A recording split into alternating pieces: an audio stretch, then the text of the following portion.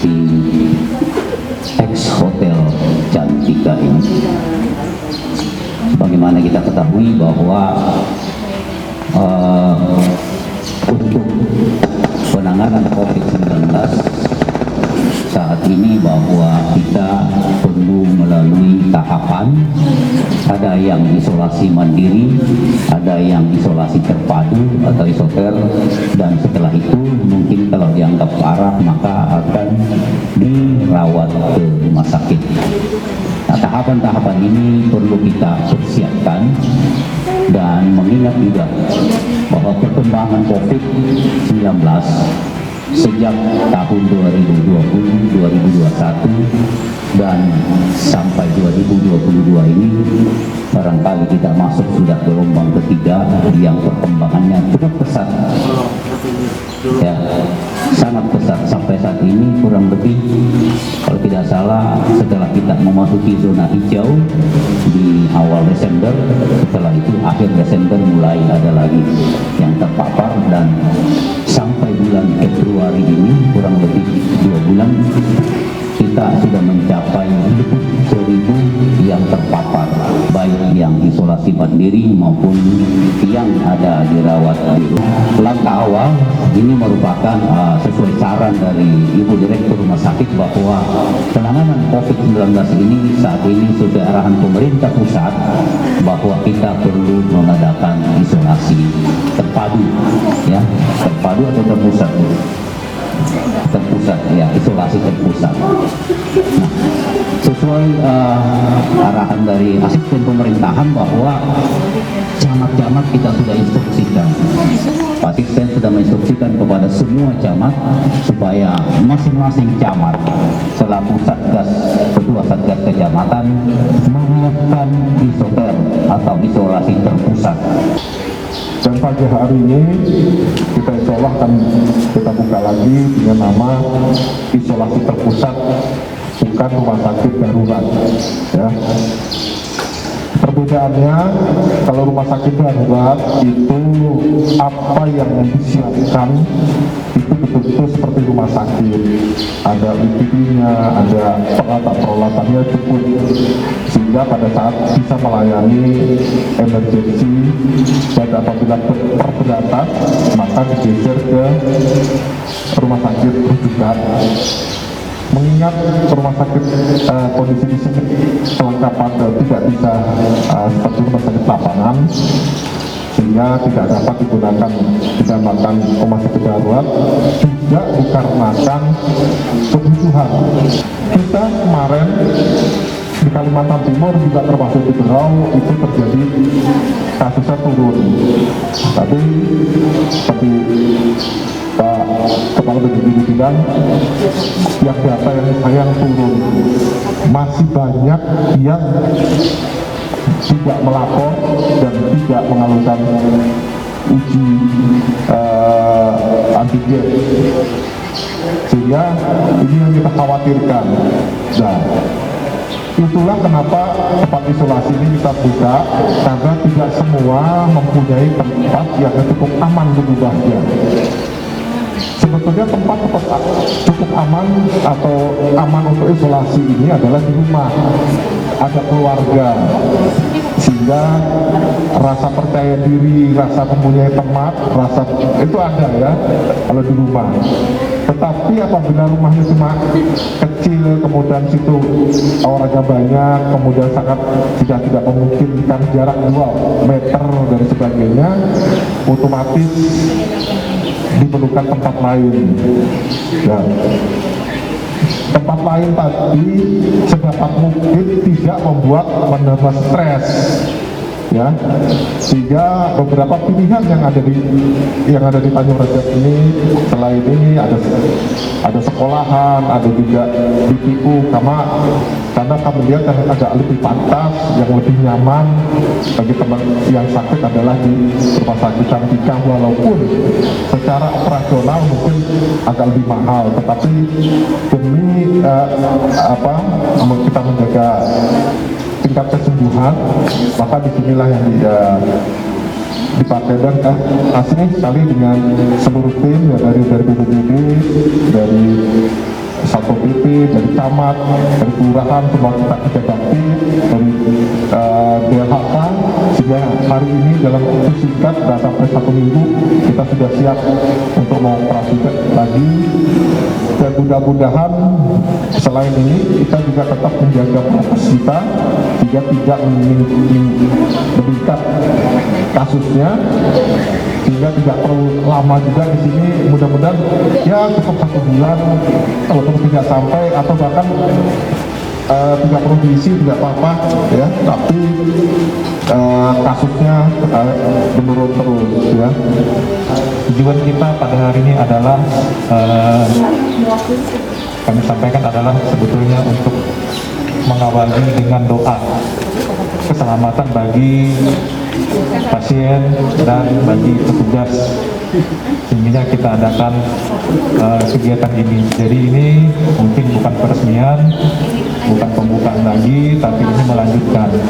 Jadi kita rangkaikan dengan kegiatan yang sangat sederhana. Kemudian yang penting adalah di sini bisa mensosialisasikan kepada undangan-undangan kita sebutkan tadi bahwa kami telah mengadakan rapat. Rapat itu kami lakukan selama 3 kali. 3 kali berturut-turut. Terakhir kemarin kita 3 hari yang lampau. Itu pun diawali dengan arahan Bapak Presiden, Bapak Mendagri. Pesan beliau adalah kita perkuat masker dan vaksin. Nah itu, alhamdulillah masyarakat Berau mayoritas sudah melaksanakan itu atas sinergitas antara TNI, Polri, dan petugas sipil. Bapak Ibu yang berbahagia, mestinya pada hari ini adalah mengapa dengan mengadakan 3 kali rapat itu, kami juga sudah menginstruksikan melalui surat resmi dan lisan kepada seluruh camat untuk segera mengaktifkan kembali. Jadi bukan kita mengadakan ya, mengaktifkan kembali, bahwa pada tahun 2021 isoter itu sudah kita punya hampir 1.000 lebih kamar gitu. Itu tersebar di seluruh kecamatan yang ada di Kabupaten Berau. Ada 1.000 lebih, mungkin 1.400-an kamar yang tersedia. Peran-peran camat sangat maksimal. Bahkan di antara kamar-kamar tersebut adalah partisipasi dari perusahaan.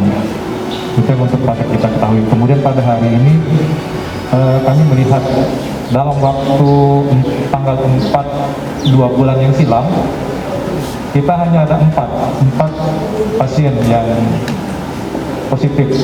Dan dalam waktu 2 bulan itu meningkat, persennya sangat pesat sampai 1.000 lebih.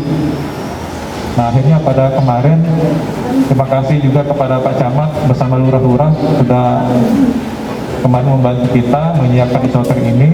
Rekan-rekan BPBD, DLHK, terutama dari rumah sakit, puskesmas, semuanya kita bergabung kemarin. 3 kali kita mengadakan kerja bakti di sini. Nah kemudian insya Allah mulai hari ini ada sekitar 24 ya anak-anak pelajar. Nah seperti itu Pak, sebetulnya isoman dan isoter itu ada prosedurnya, termasuk juga nanti perawatnya di rumah sakit. Nah salah satu sistematik yang dilakukan dalam prosedur perawatan itu adalah isoter. Nah isoter ini memang kita harapkan, prediksi ataupun dari teori dari para pakar, bahwa Omikron ini kita harapkan tidak lama, tapi daya serangnya sangat cepat. Alhamdulillah daya rusaknya tidak seperti Delta. Nah, seperti yang kita ketahui. Memang yang disampaikan oleh Bapak Presiden kemarin bahwa dalam waktu 3 atau 4 pekan ini itu puncak. Nah ini sudah masuk dari minggu pertama dan bergeser minggu kedua. Jadi kita harus berjuang, bersinergi. Masih ada beberapa pekan lagi. Nah dari informasi Bapak Wiswoyudi, Kepala Dinas Kesehatan dari pusat sudah mengatakan dari ya biasanya itu sudah melandai. Namun kita gelombang untuk pesatnya serangan ini mesti kita hati-hati atau lebih cermat melaksanakan dalam prokes ini juga sudah kami rapatkan untuk melaksanakannya secara operasional nanti secara taktis. Kemudian sekali lagi kami sampaikan kepada rekan-rekan bahwa isoter ini bukan kita buka lagi, bukan kita resmi, tapi kita lanjutkan. Karena sudah ketiga kali ya. Nah, amanat dari Bapak Forkopimda, Pak Dandim, Bapak Kapolres, Bapak Kajari, Ibu Bupati, Bapak Wakil Bupati, bahwa kondisi kontingensi ini yang harus kita waspadai. Bahkan kita dengar ada gabungan antara hybrid ya, antara Delta dan Omicron. Semoga tidak terjadi ya, karena saya pernah ada baca juga itu. Bayangkan kalau itu terjadi. Oleh karenanya kami harapkan rekan-rekan yang kita sebutkan tadi, terutama nanti dalam Pol PP, bisa memperkuat operasional di lapangan. Kemudian mengapa isoter ini menjadi satu pilihan? Karena kami melihat konsentrasi masyarakat terbanyak adalah di kawasan perkotaan, dan mobilitas masyarakat juga lebih cenderung kepada daerah perkotaan. Nah, kita melihat tidak seluruh masyarakat yang terpapar virus itu memiliki ruang yang nyaman, baik bagi keluarga ataupun dirinya pribadi. Ada yang buka pintu langsung kamar keluarga dan lain-lain. Untuk itulah kita memberikan pilihan yang terbaik melalui isoter ini. Dan yang terpenting adalah bahwa melalui isoter nakesnya berjaga 24 jam. Yang terpenting itu. Oleh karena itu nanti melalui teknis operasionalnya isoter ini akan disinergitas antara RSUD dengan Dinas Kesehatan dan Puskesmas tempat. Jadi ini adalah tempat kita semua. Bagi masyarakat yang kami mengutamakan lebih kepada masyarakat yang memiliki keterbatasan, Bapak Ibu. Selebihnya kami sangat mengucapkan terima kasih kepada AM, kemudian BP Bangka Kitara telah menyiapkan tempat ini, kemudian seluruh rekan-rekan yang sudah memberikan tetangganya dalam survei kemarin dari kecamatan, puskesmas, kesehatan, BPBD dan kelurahan. Dan kami berpesan kepada seluruh petugas, ini kebetulan ada di belakang kita rekan-rekan kita, pahlawan kita, baju biru, imunitasnya dijaga, tapi saya yakin WiFi akan terpasang ya, WiFi terpasang untuk menjamin informasi baik dari rekan-rekan petugas dan juga para pasien nanti. Kemudian kami harapkan nanti yang petugas jaga bisa menuju secara maksimal dari Pol PP, jangan sampai informasi yang kurang bagus kita dengar beredar di luar, katanya tempat ini terlalu sepi. Tidak, kita bikinkan tempat nanti ada WiFi, ada pengeras suara untuk meningkatkan imunitas. Kita setelkan irama-irama relaksasi ataupun irama-irama bersifat dakwah ataupun ayat-ayat suci nanti kita siapkan di sini. Insyaallah semoga meningkatkan imunitas dan menenteramkan jiwa, karena dengan ketenangan jiwa sebagian itu adalah merupakan awal dari kesembuhan. Terkait tentang isolasi terpusat yang dibuka pada hari ini, ada beberapa kriteria yang kami sadur merupakan hasil dari Permenkes, yaitu Permenkes dengan nomor keputusan Menteri Kesehatan nomor HK.01.07 Menkes _243/2022, yang mana ini merupakan Permenkes yang paling terupdate. Dan memang Permenkes ini agak membingungkan, kadang-kadang satu bulan bisa 2 kali revisi. Jadi kita mengambil update Permenkes yang terbaru yang diterbitkan pada tanggal 11 Februari 2022 tentang tata laksana manajemen klinis virus COVID-19 di fasilitas kesehatan, di mana pasien COVID yang masuk dalam fasilitas isoter atau isolasi terpusat adalah pasien COVID dengan kriteria sebagai berikut. 1.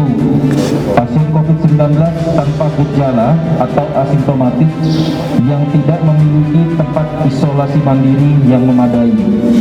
Kedua, pasien COVID-19 yang memiliki gejala ringan yang tidak memiliki tempat isoman yang memadai.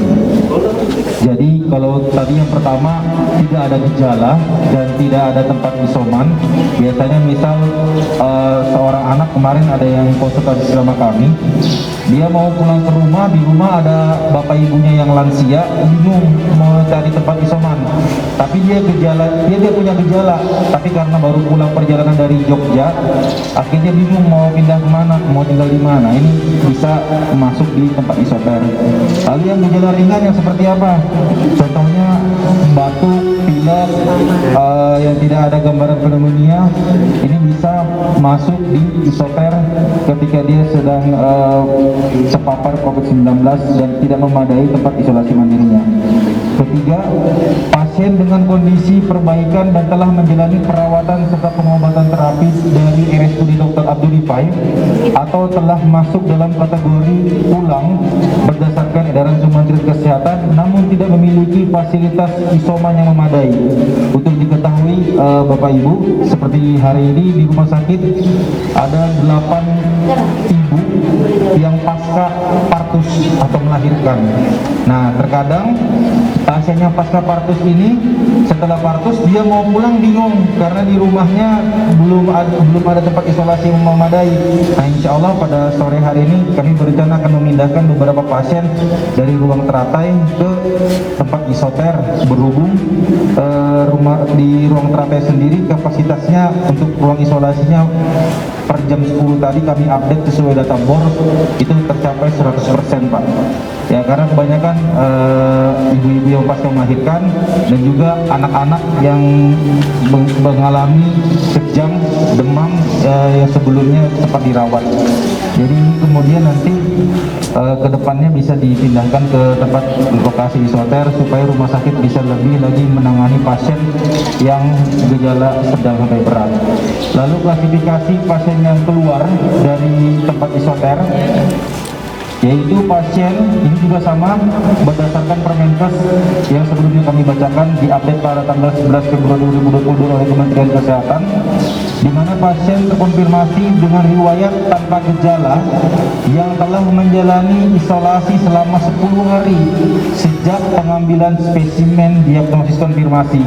Jadi misalnya si pasien terkonfirmasi hasil laboratoriumnya tanggal 1, maka yang bersangkutan baru dinyatakan selesai isolasi pada tanggal 10. Jadi 10 hari setelah pengambilan spesimen. Yang kedua, pasien terkonfirmasi dengan riwayat gejala ringan sedang yang telah menjalani isolasi selama 10 hari sejak pengambilan spesimen diagnosis ditambah minimal 3 hari setelah tidak lagi menunjukkan gejala demam dan gangguan pernapasan. Jadi kalau ada yang gejalanya mengarah ke ringan sampai sedang, dari 10 hari akan ditambah 3 hari, berarti kemungkinan 13 hari di tempat isoter. Dan terakhir, pasien terkonfirmasi dengan riwayat gejala berat pasca isolasi di rumah sakit yang telah menjalani isolasi minimal 3 hari di lokasi isoter setelah tidak menunjukkan gejala demam dan gangguan pernapasan. Nah, ini pasien yang setelah keluar dari rumah sakit Abdul Rifai dirawat di isoter 3 hari bisa dinyatakan selesai. Kemudian contoh yang di asrama kami, kebetulan kami pembina asrama ini juga di asrama Pemda Pak. Oh ya, dan juga nanti mereka wajib melampirkan rujukan dari surveillance puskesmas merujuk yang bersangkutan untuk dibawa isoter. Nah, lalu kemudian yang terkait masalah seperti yang di asrama tadi, 24 orang totalnya, itu dihitung misalnya ini mereka sudah isolasi selama 3 hari di asrama. Tambahannya di sini berarti sekitar 7 sampai 8 hari tergantung dari gejala.